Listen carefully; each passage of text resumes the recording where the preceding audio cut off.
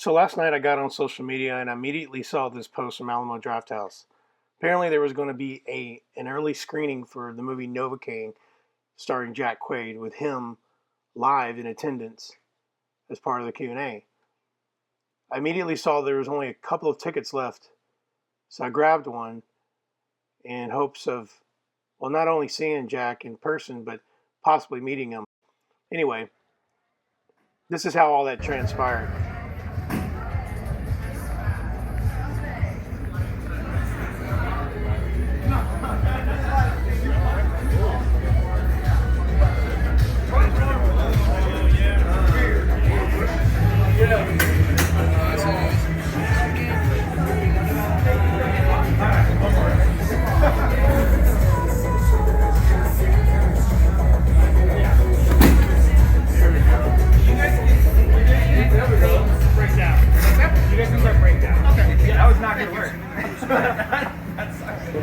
Alright, cheers. Cheers, thank you.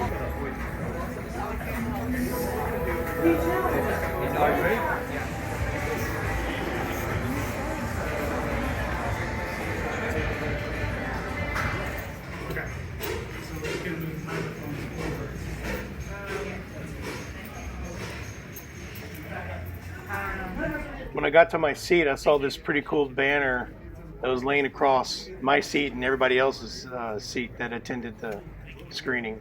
That was pretty cool to take away.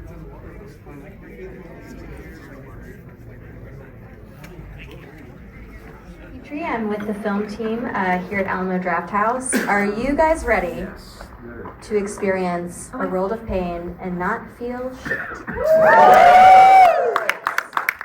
We are so excited to be here for the premiere of Novocaine. I want to bring out the film's directors and star, Bobby Olsen, Dan Berk, and Jack Quaid. Come on out, guys. Give it up, y'all. Give it up.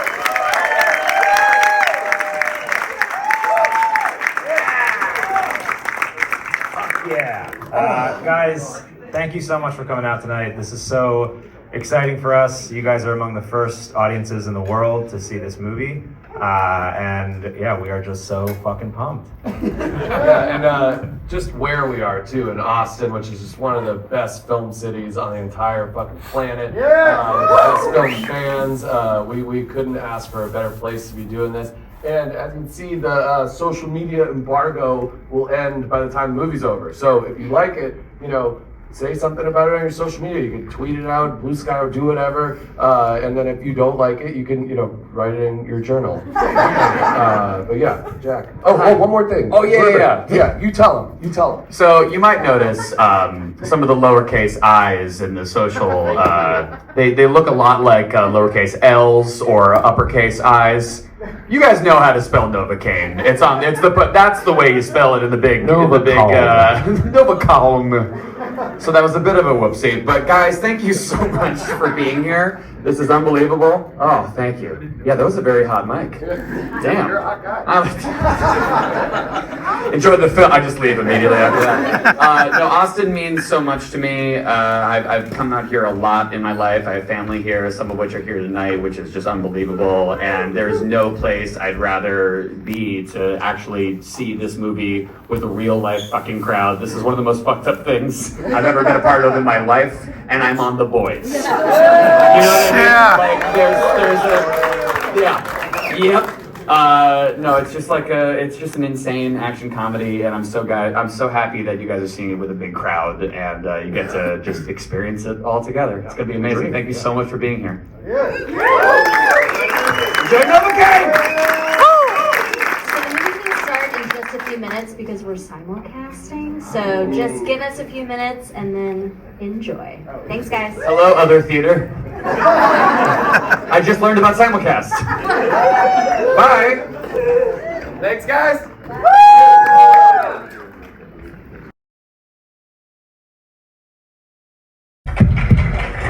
Hello. Hi, guys. Hello. Hi, guys. I'm testing this. Thank you so much. Thank you. How's our sound? Are we good? Seems great. I was asked to test the mic. purple. Is this how Unique New the York. pros do it? Yep. Purple? Oh, How's our sound? Are we good? Okay. Hey guys! What'd you think? Did you have a fucking blast? Thank you so That's much, right. guys. Yeah. Thanks for being here. Fucking blast. Okay, let's get into it. Yeah. There's a lot of gross shit, guys. You guys got up to some trouble. So going through like all the wounds and everything, I was picturing like a bulletin board, like a murder board, right, with like post-it notes of like the worst things. And so I wanted to know, was there anything left on the cutting room floor? There's some stuff left on the cutting room floor, never because it was like too intense or too gross, you know, like we didn't give ourselves those limitations, but you know, occasionally, like when we wrote the script, and certainly when we saw the original draft of the script, there were like a lot more like head hits and like pistol whips in the forehead and like all this stuff that we realized quickly once we actually were talking around a table with our stunt coordinator and our you know, all of our fight coordinator and all these people, that like he would just be knocked out and be unconscious for the whole movie and then die. And so we were like, okay, let's transfer some of those head hits to like, you know, body hits and you know, so we did a pass of doing that to make it a little bit more realistic, even though it's still pretty intense, pretty, you know, elevated. But I mean, I think that's like, I like that you did draw a line. Like you did draw a line somewhere. So that it wasn't just completely insane, but it still was bonkers. Exactly. We were like, how far can we push it without people being like, this is bullshit that he's alive? You know what I mean? Like, it's so, you know, and to us, that was basically like kind of the neck down rule, where we figured we could, you know, we could get away with damaging his lower body as long as we weren't like giving him too many hits to the cranium. Because again, like Dan said, you know, when we were breaking it down before, our stunt coordinator Stanimir Stamatov would be like, you know, he'd be like, he would be dead. No, he would die if you suck him. And so, you know, we thank you. I've never seen you do that.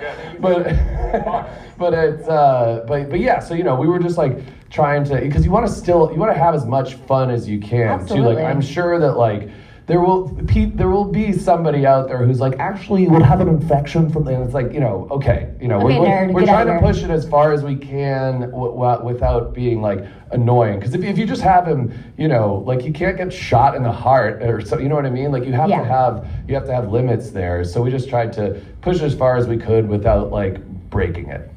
Yeah, and I do think it's like, I mean, like part of me watching it is like, there's not so much blood loss, like, because I think that's one of the things where as a viewer I would be like, okay, like this is a lot of blood. Well, we always try to like patch him up whenever there is something like that. You know, like the arrows through the legs, Totally like you're starting the next scene off, he's getting them wrapped up, you know, after the big, you know, first fight in the kitchen, he's getting patched up at Earl's, you know, so we just felt like there had to be, you know, if there were enough times where we're doing that, you know, you're not gonna piss off as many audience members, you know what I mean? Like, you know, because again, the fun of the movie is that he's a real guy, and there's like a relatability to it when you're watching him in these fight scenes, like not knowing how to fight. It's just like, that's what I would be like in a fight scene, you know? And so you don't want to break that relatability by being like, this guy just lost like 5 pints of blood and he's fine, you know? And so that's why he has to use the EpiPen, because he's feeling woozy because of the blood loss he does have. And then like, by the time there really is the craziest injury in the movie with the arm snap at the end,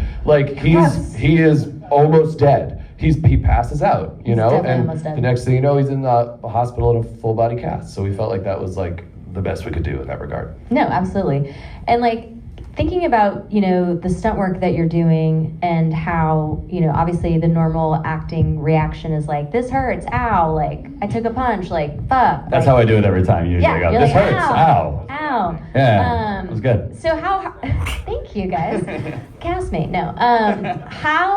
How hard was that for you, like, to readjust and like retrain your brain to be like, this doesn't hurt, I don't feel it.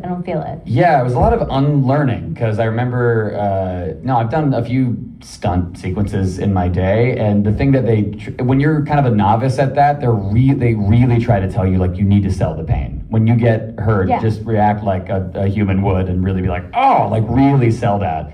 And then, it was just about like not reacting in a weird way. I know that I mean, Stanimir is. By the way, Bobby's doing incredible voices tonight. This is, I mean, Are you well gonna done. try? Are you gonna try? No, he would not do that. Oh. No, whatever. Yeah, not as good. It's not as good as Bobby's. It's not. Yeah, no, that was Russian. That was for sure Russian. Oh, wow. No, but it was cool that they created these sequences where, I think what you guys have said that you're trying to go for with this movie is something out of like the 80s, early 90s, where it's like a character-based action film.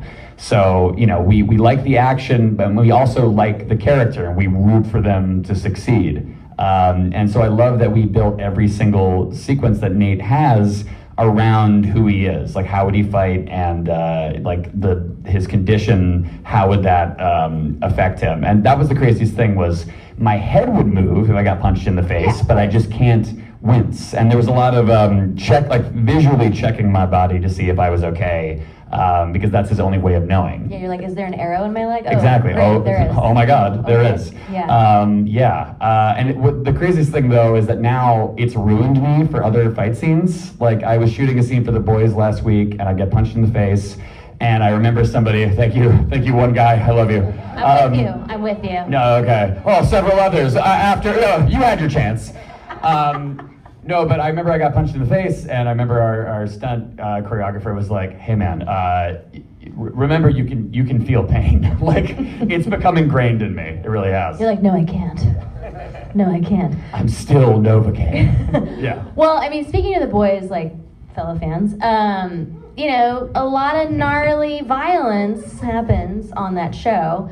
And I would think you would be like totally desensitized after all of that, but then this movie. As did I. I also thought I'd be like, I'm fine. Yeah, you're like, no big deal. Yeah, no big deal at all. Then the fingernails came into it. Oh God. That's what got me. And like, I'm wearing a fake thing on my fingers. Like it's a prosthetic that I've seen applied to me time and time again. I've gone through all the makeup tests, but still in that moment I was like, oh no. Because and I had to stifle that. Don't react. It was a whole thing. The fingernails is the one beat in the movie that still makes Bobby and I cringe, even though we've seen this movie literally 350 times probably. And it's because when we were doing the sound design, our sound team used the sound of Velcro ripping. And for some reason, knowing that makes it more like awful to witness. But yeah, it really still gets us. I think it's like that. Even though you can't feel it, you're looking at it, and so your brain is like, this should hurt. It's like that thing where, there's like an experiment that they do where they put like a fake arm on a table that you sit next to, and they hit it with a hammer, and most people go like, ow, even though it's not your hand. Yeah. So it's just, like your brain wants it to be real, it's fucked up. What is this experiment? Okay, I'm gonna look into this I like saw that once, and then I said really it like it was fucked up. like definitely a thing. Like A real hand scientist? experiment. Yeah, it was probably a dream I had. Did a real scientist? Okay, whatever. That's fine. That's fine. I do want to talk. There'll be no fact checking. Oh, okay. No fact checking. I do want to talk about the hand because it's so gross. And I mean, also I want to just talk in general about the effects and the practical effects. They're so awesome and disgusting. Sure. Can you guys speak to all of that? Oh yeah. Okay. So first, a big shout out to Clinton, who was our special effects makeup supervisor, and he was just unbelievable. He kind of we would go in and have these meetings where he would walk us through the different wounds and stuff. And he was a really interesting guy, and he would just he pulled up so many pictures of injuries, and he would just be like, so this one here is a compound fracture from after a car crash, and you can see the young woman here, she's bleeding on the ground, her arms snapped. I'm like, thank you, we get it. You can make the prosthetic. You have our blessing. You're very good. It was but then the hand thing though was that's the nastiest one, because it's like a glove that he had to put on every day, and so it was just sweaty, nasty. It doesn't breathe, it was just this nasty little meat mitten. It was so gross. Nasty little meat mitten. Disgusting. Yeah. That's a cool nickname. Yeah, that's Bobby's username on social media. I'd follow. There was actually a bigger, even nastier version of the glove first, and we were screen testing it, and Jack wore it for 30 minutes, and he was like, I can't do this. It's heavy and it's hot. And so we made a much thinner version of the glove for him, but it could have been even grosser, so you're lucky. Am I? Okay. I will also say I think it was the size of it. I couldn't actually grip anything. Like essentially every day I lost the use of my right hand because I can't like manipulate objects with that thing on me. After a while, I just started thinking of it as like I thought a lot about Hellboy, and now he has that one like rock hand. I'm like, that's Nate's like rock hand. That's how I like to think of it. And you know, I have to shout out Clinton because that was the first thing I ever did for this movie was I got scanned, like my face and body, and then they sent all those scans to South Africa where we shot it, where Clinton was, and the first thing I saw coming into Cape Town was this green bust of my face that's bald. And it was just a thing that they could like apply all of these injuries to. But it's like a very realistic version of my face, just like completely like hairless and green. It was so very strange. But yeah, a lot of fittings, a lot of all the different various wounds applied to me. I got really into I watched like the entire Lord of the Rings trilogy in the chair it was like hours every day, but they did such an incredible job, and I love that most of that is practical. It's so cool. No, it looks fantastic. No, it looks great. Speaking of the practical makeup stuff, the tattoos were a whole thing, and he had to be in the chair for so long, just standing absolutely still while they applied this like 15-piece tattoo. It's a lot. It's extensive. But you know, luckily he didn't have to do the full Monty on too many days. It was only like 4 days, maybe. Full Monty. First day. Yes, yeah. The first day was full Monty. Well, thank you for doing it, Jack. Of course, anytime. Was there like more of a like the tattoos seem to have like a backstory? I mean, it's you kind of get the gist in the film, but like, was there more to it that you guys just didn't? We as for like the actual content of the tattoos. Yeah. I mean, we wanted to like tell a vague story that's sort of, you know, in a weird way that you'd never notice, aligned with the story of the film. So it's like this little knight and there's a princess, and like the knight like looks away and the princess gets taken by this like evil wizard, and then basically the knight is sort of like pursuing, you know, the princess or whatever. So it's obviously Nate pursuing Sherry, and then at the very end, obviously, instead of him just like saving her, he's kind of about to get eaten by the dragon on the tower. Yeah, so you know, so that's all there. If you pause the movie, you can see it all, but you'd never see it in motion, really. Yeah, no. And I mean, you know, their relationship, like, I think is so well done, and you need that because you want them to end up together, and you need that for like the stakes of the film. And it's like, I think it's like very effective. Like, you really do believe that they have something going, even before you know that she's in on it.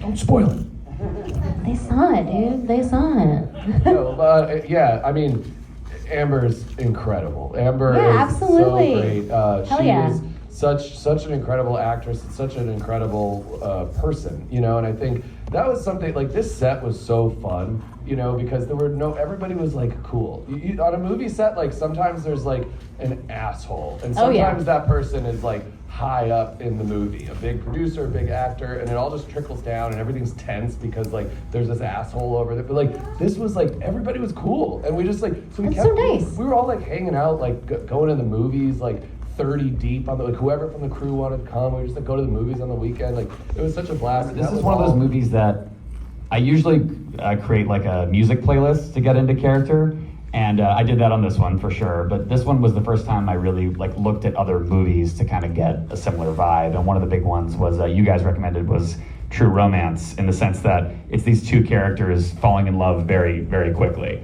and very passionately. And then the other one I watched, rewatch, was Before Sunrise. And then pair that with like Lethal Weapon and Die Hard and all that stuff. But Absolutely not. No. That death scene, woo. Everybody's fingernails getting ripped off in Before Sunrise. But yeah, no, it was such a jarring thing because we were shooting this rom-com. We were shooting that kind of in sequence, and we're shooting this rom-com essentially for like 2 weeks. And then all of a sudden, like, the movie just, bank robbery, let's fucking go. Like, it was just such a hard shift.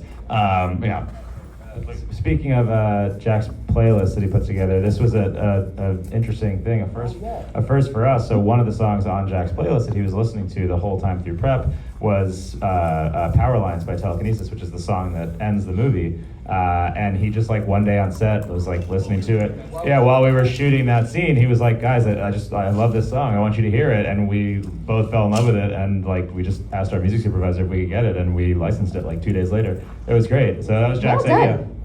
Sorry, that was just such a dream come true. I freaked out for the whole day because I was like, this never happens. We just got the song? That's crazy. It was just, and it's like, it plays out, it literally, like the way I was dreaming it would. Like that moment, I'm like, oh my God, this never happens. Like, no, thank you for both being like, they both were just listening to it. They're like, okay, yeah, can we get this? Can we get the rights to this? You're like, oh, you can just like do that? Oh. Yeah. Oh, you can just do that. It's so hard. I don't want to like, we're not a charity. Like, we're not like, you know, if you suggested like Baby Shark, we wouldn't have done it. But like, it was the perfect song.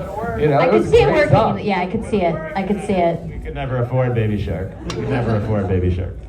I do want to ask before we have to go. You mentioned a tooth story, and I was like, oh, now I have to hear it. Oh yeah, no, it's just one of the things that, and I get why it was ultimately cut from the movie. But when you said like, was there anything cut that you really wanted in there? And like, there was one thing that we did shoot at one point in that final fight with me and Ray.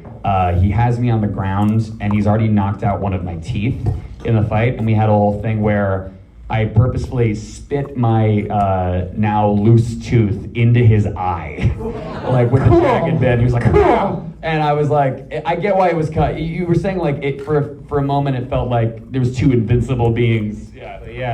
That was the whole climax was a real exercise in like Kill Your Darlings. There were several beats like that worked really well. Like the stunts were well executed, the effects looked good, but. When we test screened the movie, a bunch of people were like, they're fighting for too long and fucking each other up too much, and it feels like they are invincible.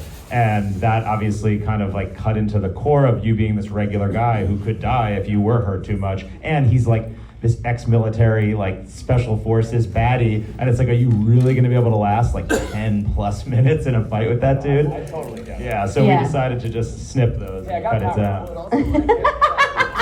Well, it just like, I think too, not just the invincibility thing, but the length of it. Like we had all these awesome things, you know, we were like, oh, we'll shoot them all. But then when you put it together, the fight was a little bit like the fight scene in They Live or whatever. It just keeps going and keeps going and keeps going. You're like, wow, we're still kicking. Huh? Yeah. Wow. You know, and so yeah, it was tough to cut it down, but it's a lot better like this, you know.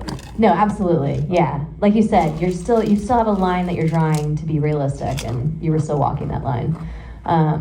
Well, I think we're out of time, which makes me sad. I really enjoyed. I'm so glad you guys came. Thank you guys for coming. Yeah, thank you so much for coming out, you guys. Awesome. Yeah, and Please spread the word about Novocaine. Yeah, post, do whatever. If you like the movie, spread the word, spread the gospel. Even if you spell it guys so much. Novocaine or whatever. Novocaine. Whatever you want to do. Thank you guys so much. See you next time. Bye.